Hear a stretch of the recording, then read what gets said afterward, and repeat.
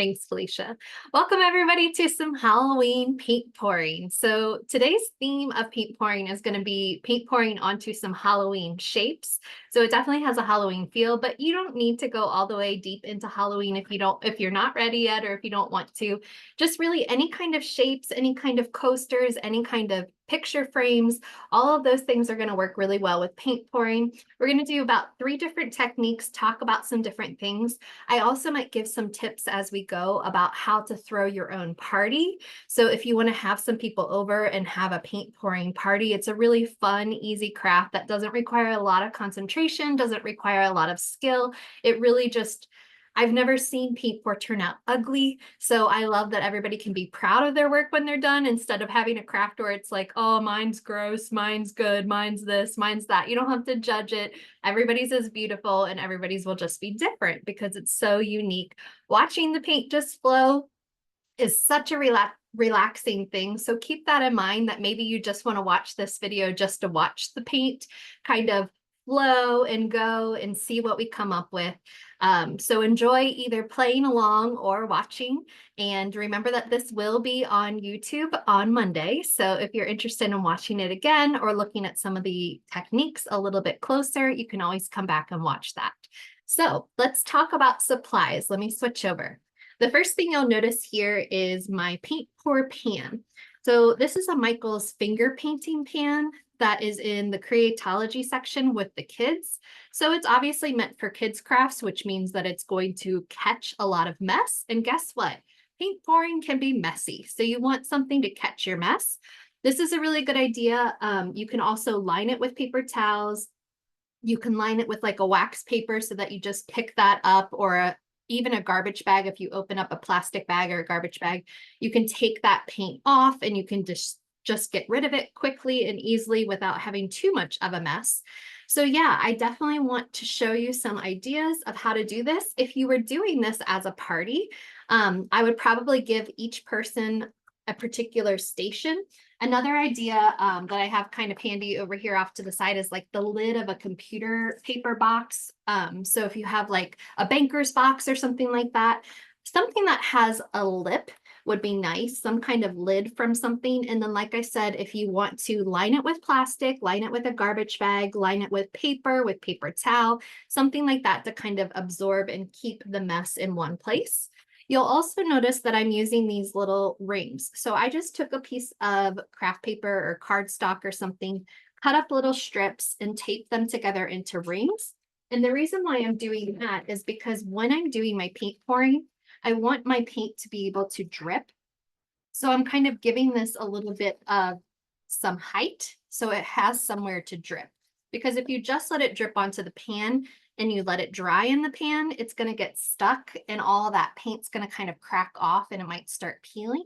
So keep that in mind. You might want something to keep it raised above some of the other things to give it enough space for it to kind of drip down and really do its job. So we'll be paint pouring on some different 3D objects, and we'll also be painting on a couple of flat objects. So one of the things that I suggested for this class are these great pumpkin canvases.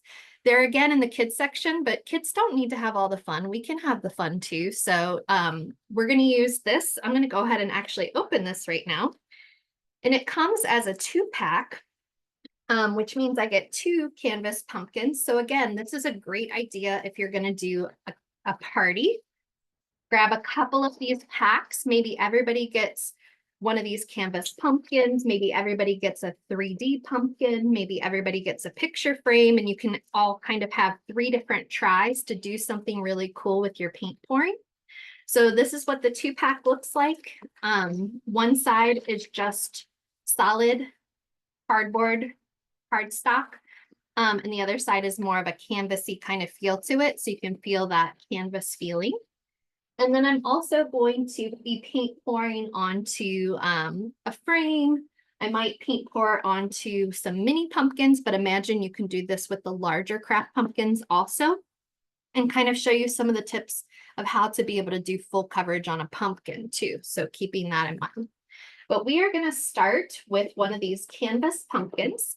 And besides this paint tray right here, another important thing that you're going to need is another place to put them when you're drying.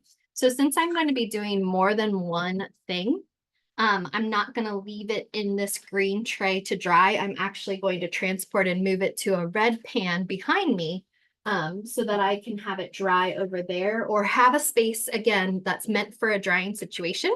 Paint pour is going to take about 24 hours to dry. And you want to leave it alone. You want to let it kind of rest and do its own thing. You don't want to touch at it because you will put fingerprints in it. You will kind of make it more tacky and things like that.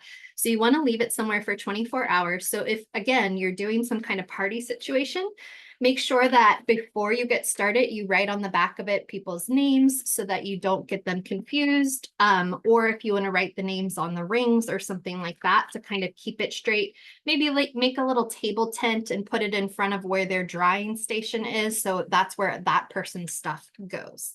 All right, when it comes to paint pour, we have really great Artist Loft paint pour ready mixed pouring.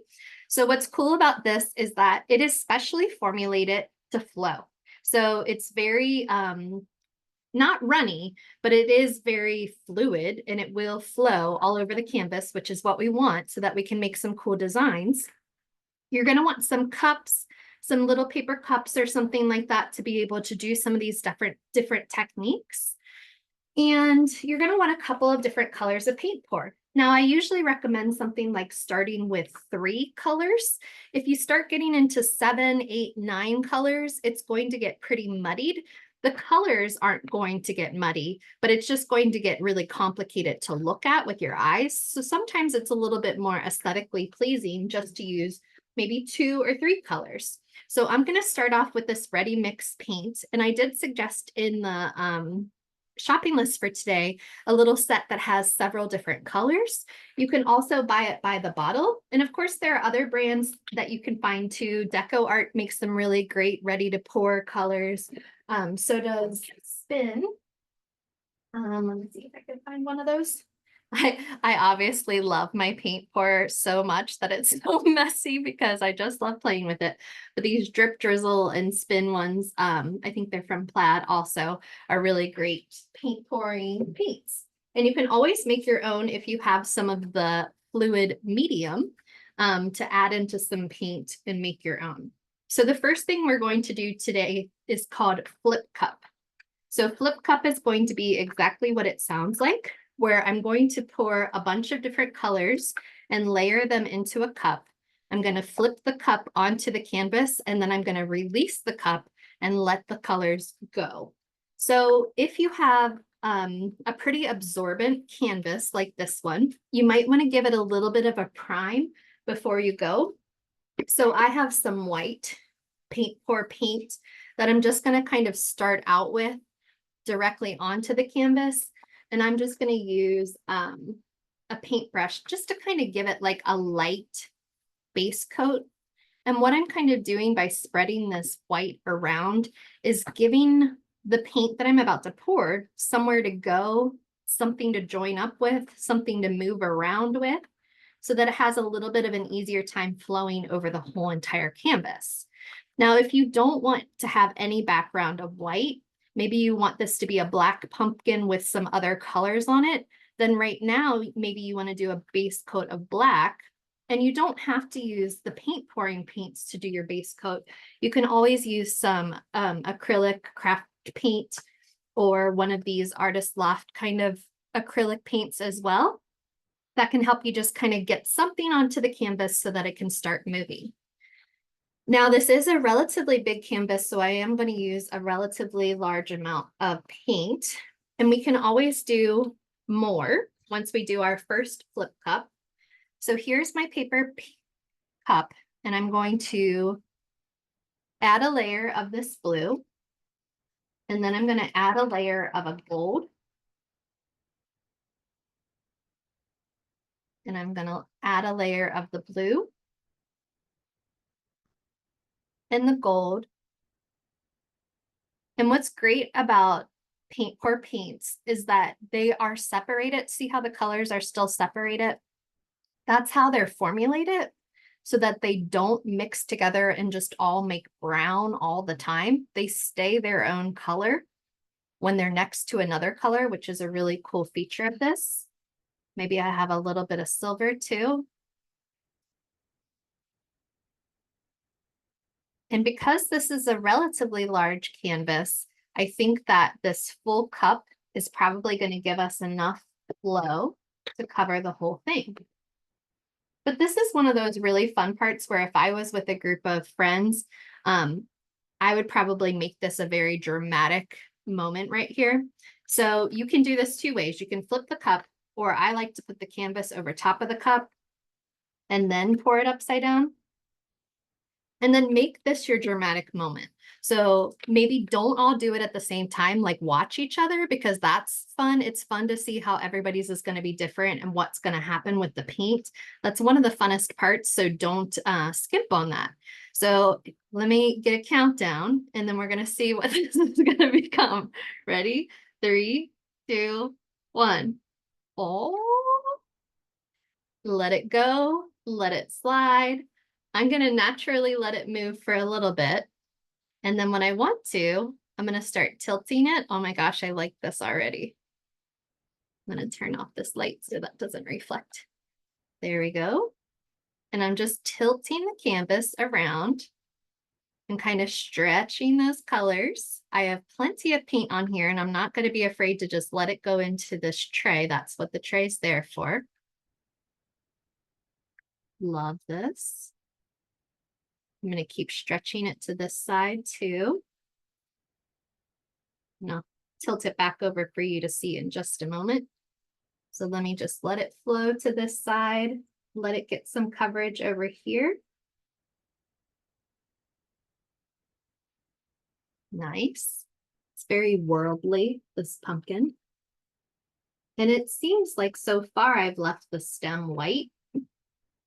And I can leave that stem white, or I can make the paint go in that direction. So there's a question in the chat that asks, how do you get it thin enough? My bottles are so thick. I use thinner, but it never seems to get thin enough. So one of my suggestions for that is, grab paper towel first.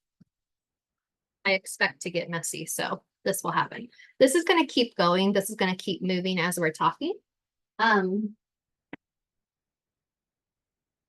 But in order to make it thin enough, there are things called pouring mediums.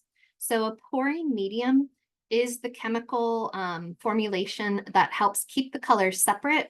So you want to use some of this pouring medium. There's lots of different brands. Artist Loft has one too. Folk Art has one. But anything that says a pouring medium is going to add that fluidity. So you don't want to water them down. You don't want to add water in order to make them flow. You want to add a medium in order to make them flow. So I have a little bit left in this cup, so I'm going to give it a little bit more help over here. And maybe over here by just kind of adding that drizzle. And if you like that drizzle and you want to kind of break up those big chunks, you can do that as well. It's such a relaxing place to play with paint. Just so fun and so many different ways to create.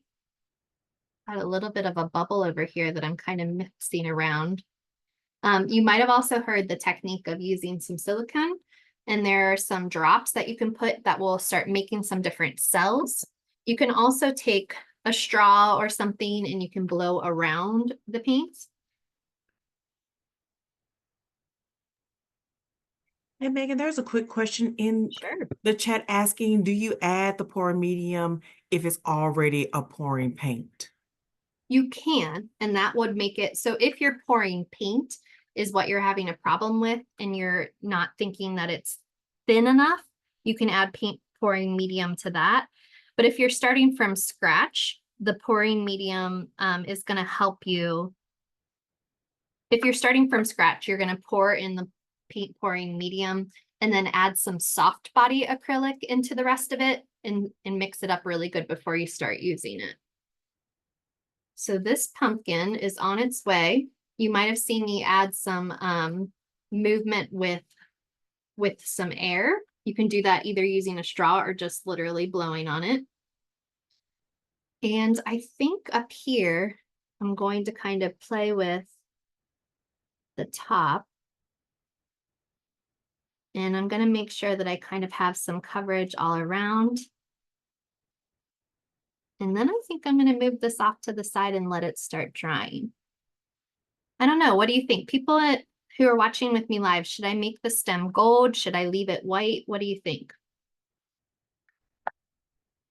Let me know in the chat. Gold. Okay. You're so right. I think that's what I should do.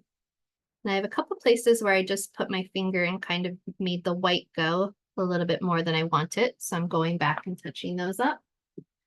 And then I will pour a little bit of the gold directly onto the stem. Thank you for participating.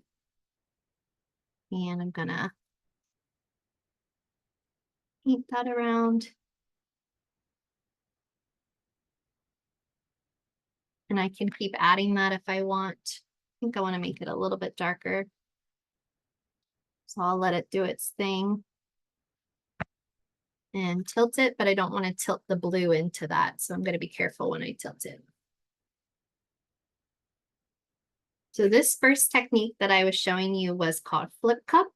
It's a very dramatic reveal. It's really fun to just lift that cup up and let us show what all these paints are going to do.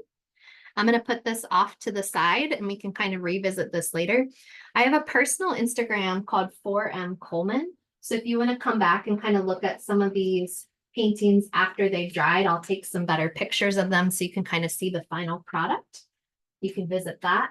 If you make any paint pouring today, I would love for you to share with us at Learn with Michaels. So you can tag us or use our hashtag in order to kind of show off some of your creations. So keep that in mind.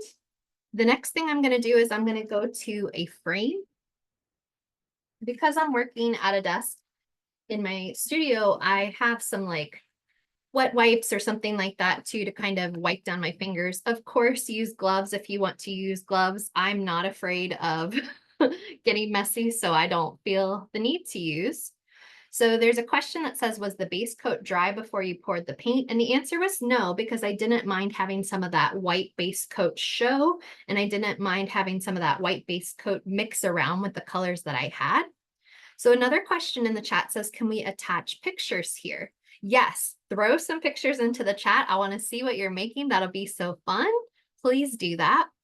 And then Celeste is asking, besides the pumpkin type canvas, what other shapes does Michael have to offer? Great question. So this is one of my newest favorites, is the skeleton.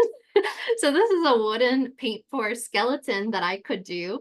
I don't know if he'll fit in my tray. I might need to get a bigger tray in order to paint pour him, but go out of the box. You know, you don't have to paint pour on flat surfaces. You can paint pour on something that's going to be moving around.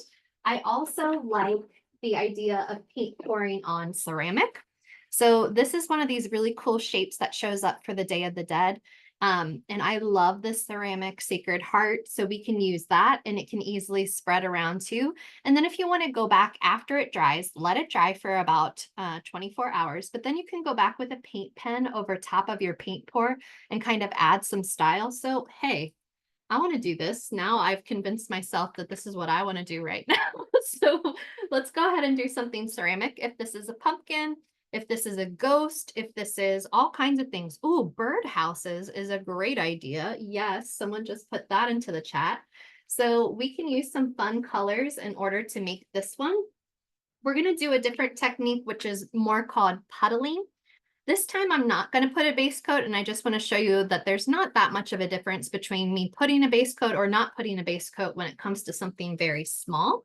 So for puddling, what you do is you literally pour onto whatever you're doing, and you just continually make puddles.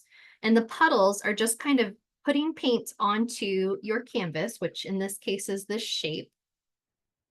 And you can pour the puddles on top of each other and just keep pouring kind of rings inside of rings inside of rings. I want to add some extra color. Maybe I'll add an orange. And again, we're just kind of playing with the paint and letting it do what it will.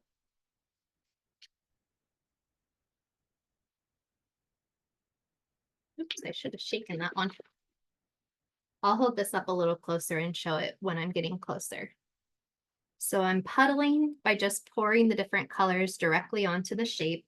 And then at some point I can start kind of playing around with it and moving the colors in different directions. Feel like this one might need a teal also to kind of break up some of that dark blue. But we'll let it slide around first and see what's going to happen. So it's going over top of all those bumps in the ceramic. And it's adding lots of different interesting things. This is a cool way to do a Sacred Heart since it has that fiery kind of feel to it. Like I said, I think I'm going to add a little bit of teal because I want some more color.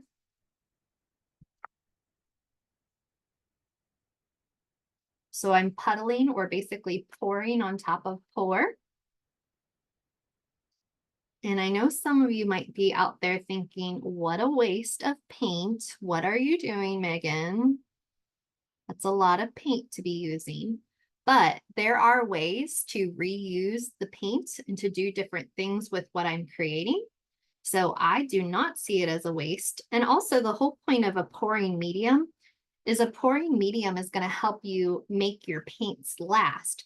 Because by adding a medium to the paint, you're using less paint and more medium. So you're actually not wasting a lot of paint because you're using a medium.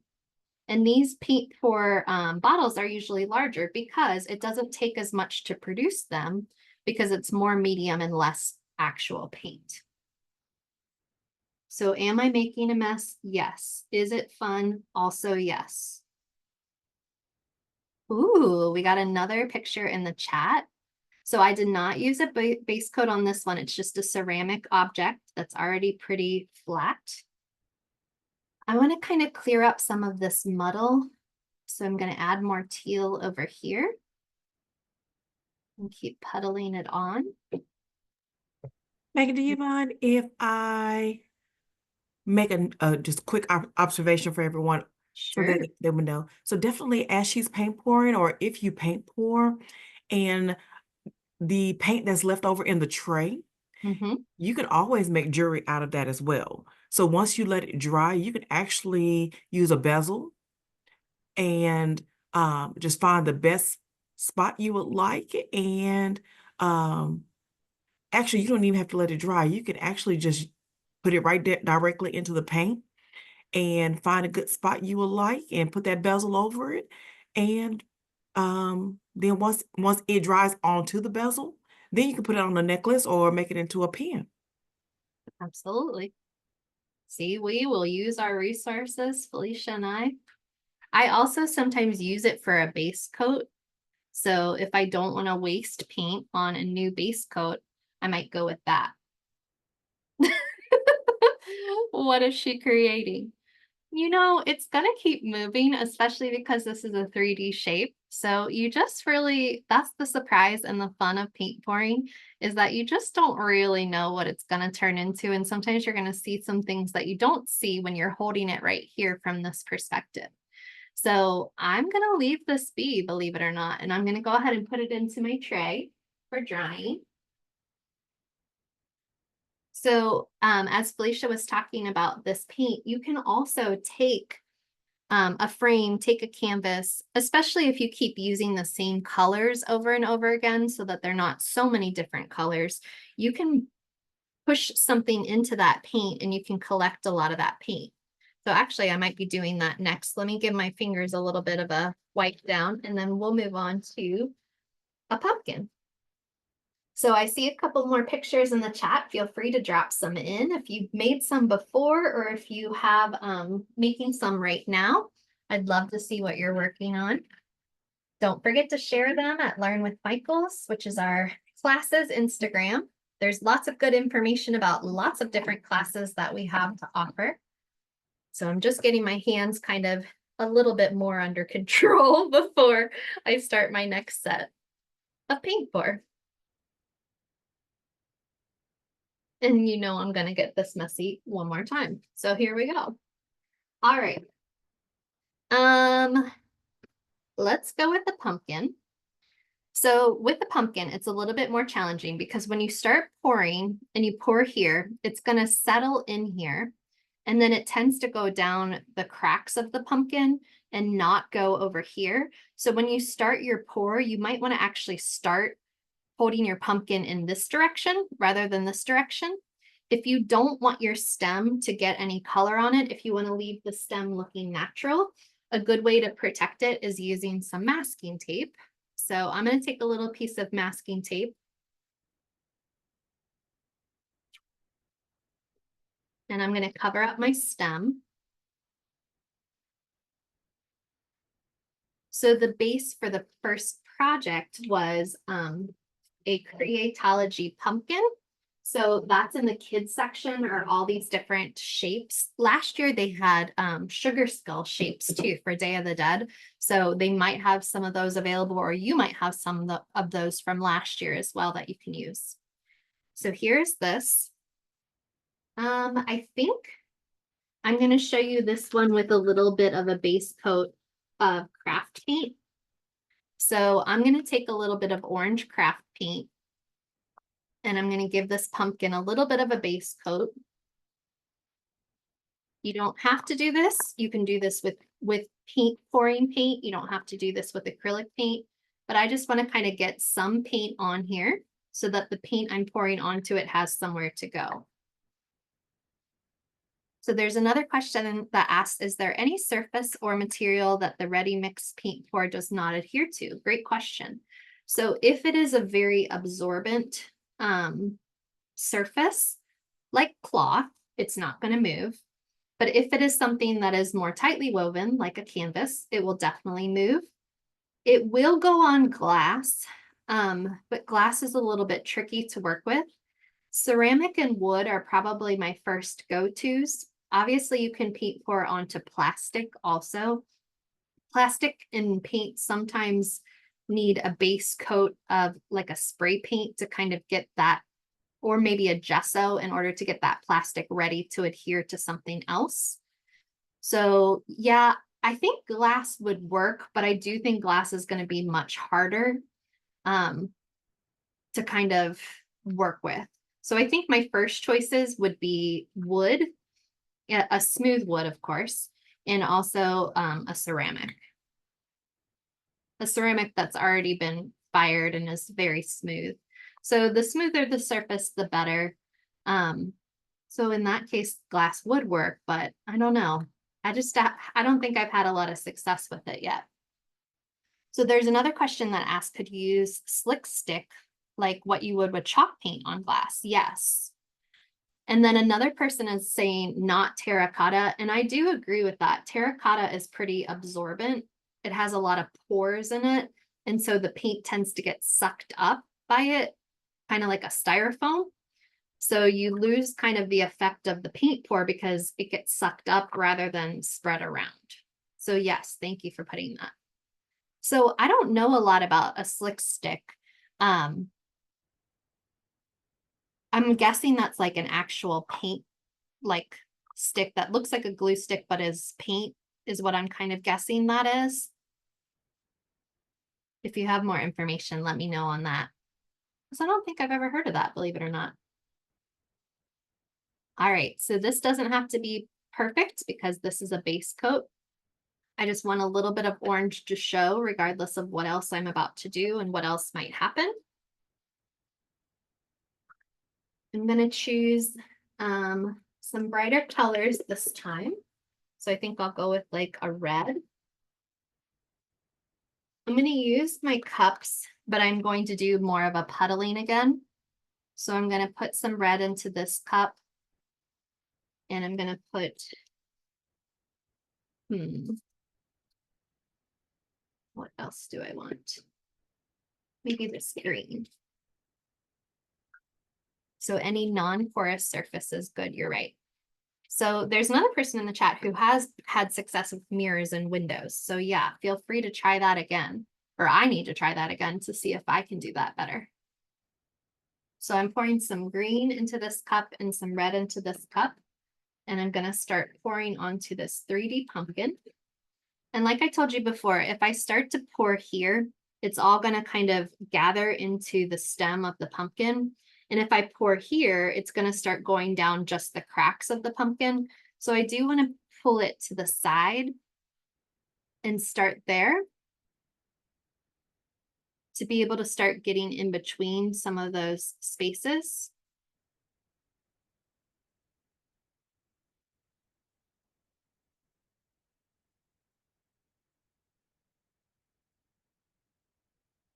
And I think I want to leave some of the orange.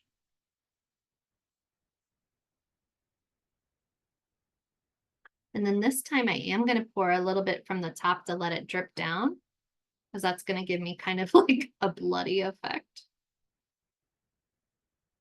Felicia and I were teasing the other day because I have a paint pour pumpkin behind me that looks like an apple. Now this one sure does look like an apple for sure. Looks like an evil apple that you would give to somebody if you were trying to poison them.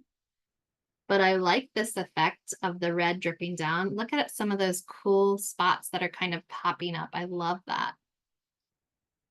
Maybe a little bit more of the green to drip down.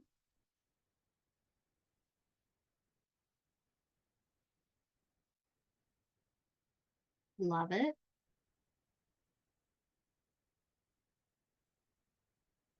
Kind of giving ourselves that dripping effect. You can also splatter if you want a little bit of splatter, especially if you're making something wicked and something that is a little bit mysterious. But I think this is turning out great. I really like these kind of movement parts right here, especially. Awesome. So you can imagine doing this with a much larger pumpkin. This is also a funny story. So I was doing this with one of those huge Michael's Craft pumpkins out in my backyard, and the wind blew, and I was trying to move something, and I accidentally hit the pumpkin off my back porch, and it rolled through my grass, and it was this red color. So it looked like a bloody disaster in my backyard, like a crime had happened, because it was the red paintboard pumpkin. It literally kept rolling all over my backyard, and it was hilarious because it just definitely looked like a sketchy crime scene. And I was just like, it's just paint, it's just a pumpkin. But that was really hilarious. All right, I'm putting this aside onto my tray, and I'm going to pull out another shape to play with. So another shape, ooh, I have some fun wooden spiders. So there's a section in Michael's right now with all the Halloween stuff where there's all these different teeny tiny little shapes. Yes. So Rhonda just put in a cool wooden kind of cross and then did some drizzle on it with black and white, which looks really awesome. So that same kind of effect, there are little ghost cutouts that are super adorable. There are also spiders, there are witches' cauldrons, there are lots of these little wooden cutouts. So we're going to take one of these wooden cutouts and kind of have fun with it right now. See what happens with this spider. So I still have some good red and I have some good green right here that I can play with. And I can do some puddling on that spider. I don't think the spider needs very much base coat at all since it is so small. It'll be easy to cover this with some different colors.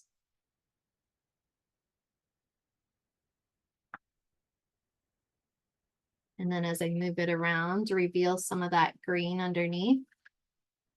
Yes, creepy crawlers. We'll have some of this green on the edge.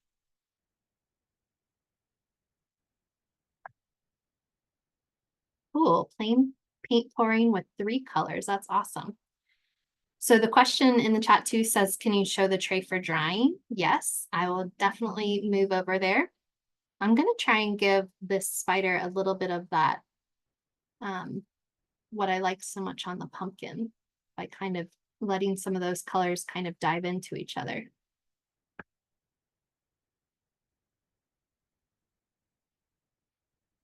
And feel free to use your fingers and move that paint around too. Yes. I like that on the body. It's starting to get hard to see what I'm doing with all the paint in my pan. but I'll be able to show you in just a moment. A little bit more red.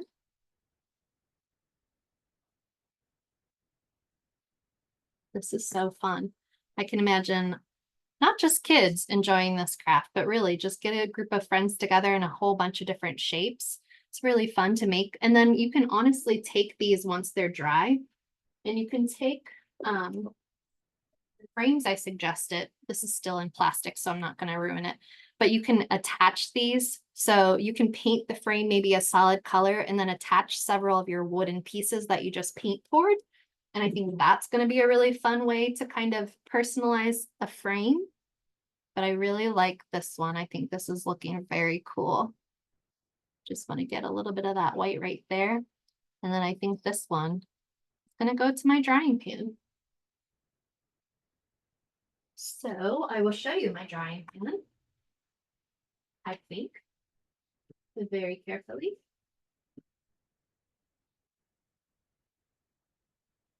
So in my drying pan, it looks a lot like what I've been working in, except each of these pieces is kind of raised up using some of those paper tubes that I made myself. And I'm just making sure that they have space to drip into the tray. So especially this pumpkin over here is starting to drip down on this cardboard and really do its thing. So it's continuing to collect in the tray.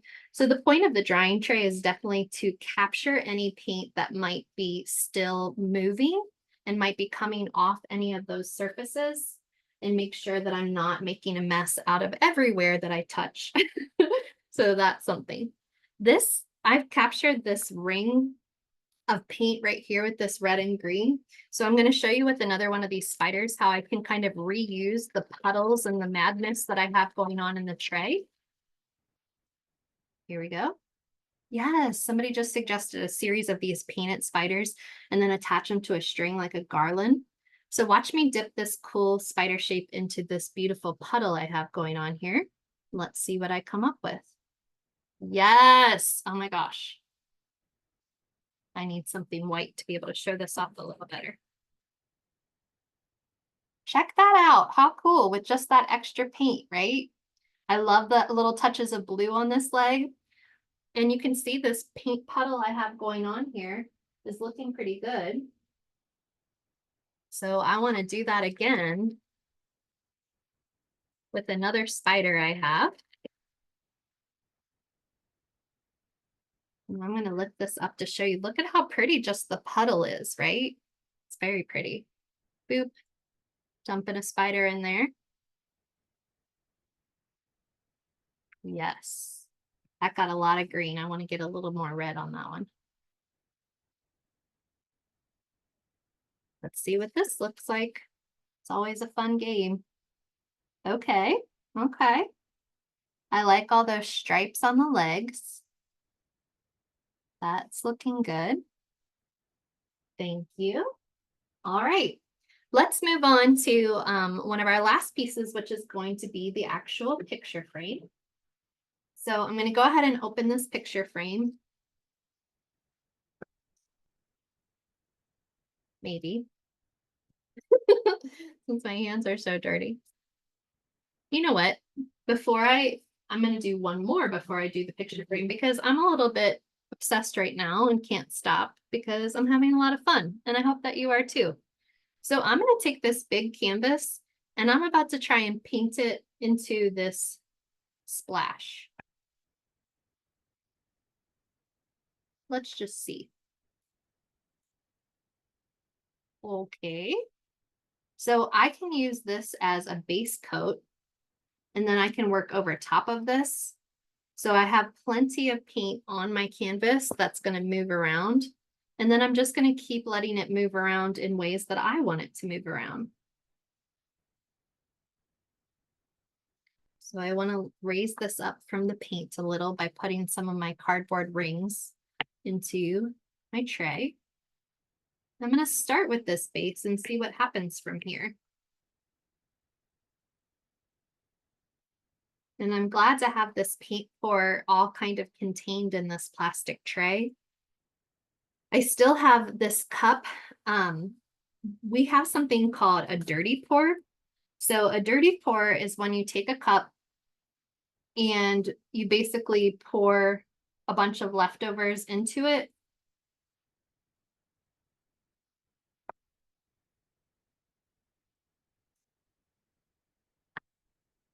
I'm going to add a little bit more of this teal.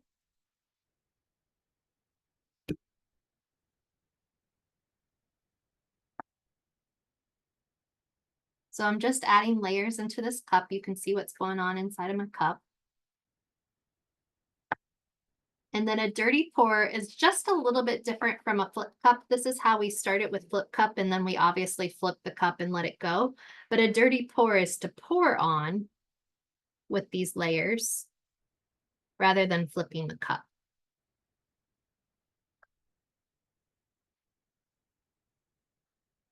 I'm going to add some more before I start to mix this to the side. So I'm going to have my red, I'm going to have my green, and I'm going to have my teal. I like this pumpkin too. We'll get rid of some of that extra gray, don't worry. There we go.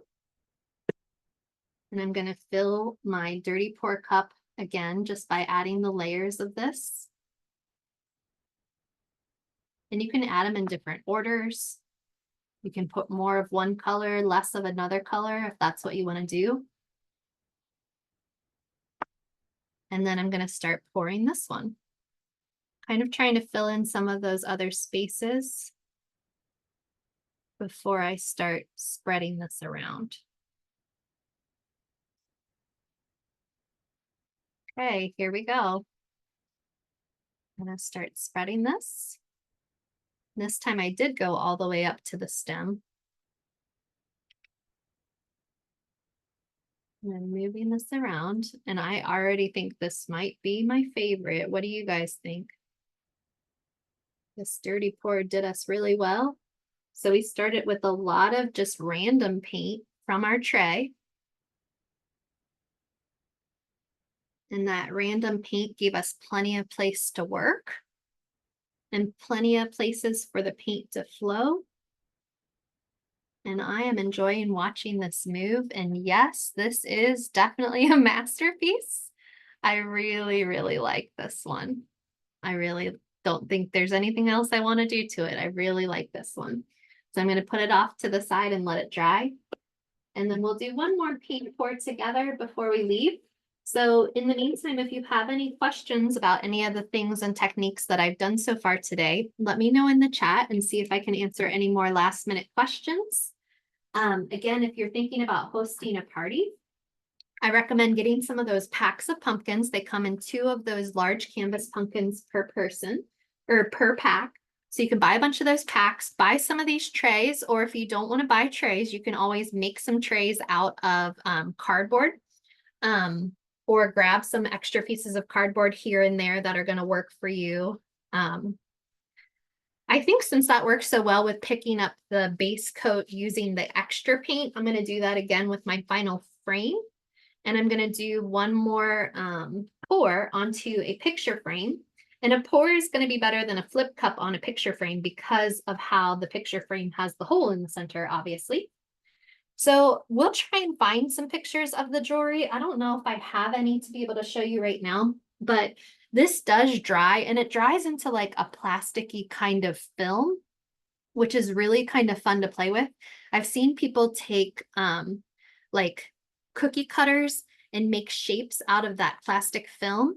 And then you can use that plastic film kind of in the same way I showed you with the spiders, where you can attach it onto other frames and you can actually use that extra paint into some of your new creations. Put it onto your canvas, glue it onto a canvas that you already have started, and kind of add in an extra 3D texture.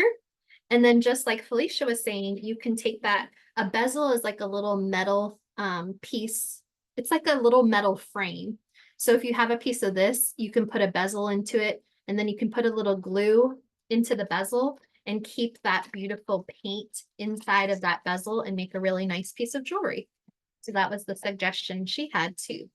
So I'm opening this frame and I'm ready to go. I'm going to dip into this crazy puddle, and I'm going to do one more dirty pour cup as I go. You can start getting super creative with your pours, and you can start adding things like a hair dryer, and you can start blowing some of the paint with a hair dryer.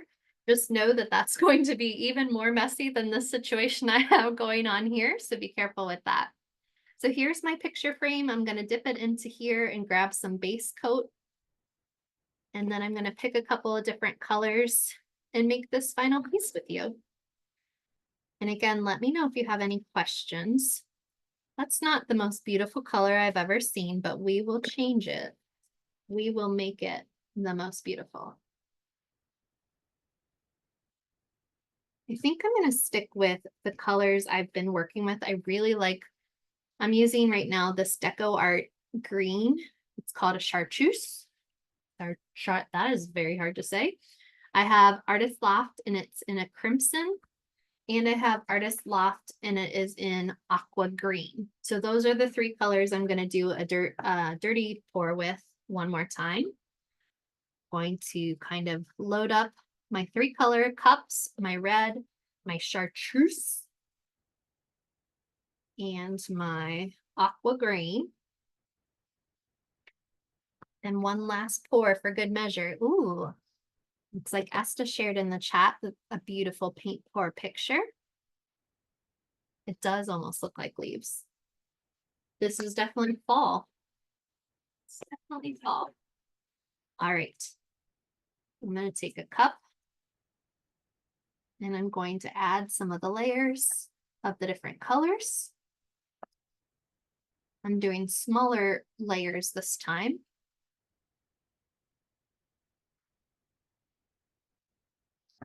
So it's going to have more color. More often, if that makes any sense, instead of big chunks of one color, because the frame is kind of smaller.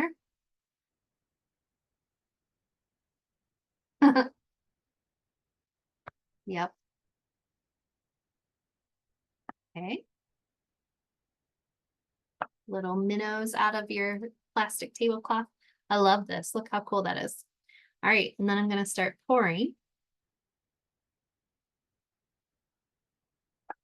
And I want to fill a little bit more before I start moving this.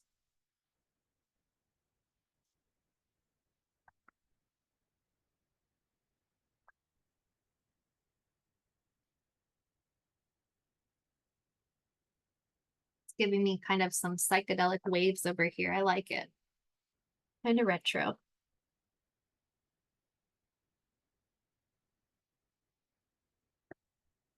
All right, I like it. Now I'm going to start just kind of gently letting it move. Look at how nice that's turning out. I want a little less of the teal over here, so I move that around. I really like these colors a lot. These colors are definitely doing it for me. So this is already something that I really like. Again, I could let some of this dry. I could add on some things that are 3D using some of that dried paint once it does dry. Now, all of this is going to take about 24 hours to dry. So leave it on your drying tables. Leave it kind of elevated so that it will stick to whatever you have it stuck to. So if I leave this in the pile, it will all come up as one giant clump. So be careful with that. Make sure you leave it a little elevated so it has room to drip and dry. And then for the cleanup part too, do not pour a lot of paint down your sink. That is a very bad idea. It will stop up your system. So I do recommend actually throwing the paint away if you aren't going to reuse it in any way like that. So if you do have, at this point, if you had a plastic cover inside of this, if you had a garbage bag, just take the garbage bag and literally throw it away. Don't pour it down any sinks or anything like that, because you will end up with some plumbing issues. It'll start to clog and kind of gather on the sides of your pipes. So be careful with that. But this is fun. So we did a flip cup, which is very dramatic and fun for a group of people. We did a dirty pour. I did a little bit of the blowing on one of them, and that blowing is what we call a Dutch pour.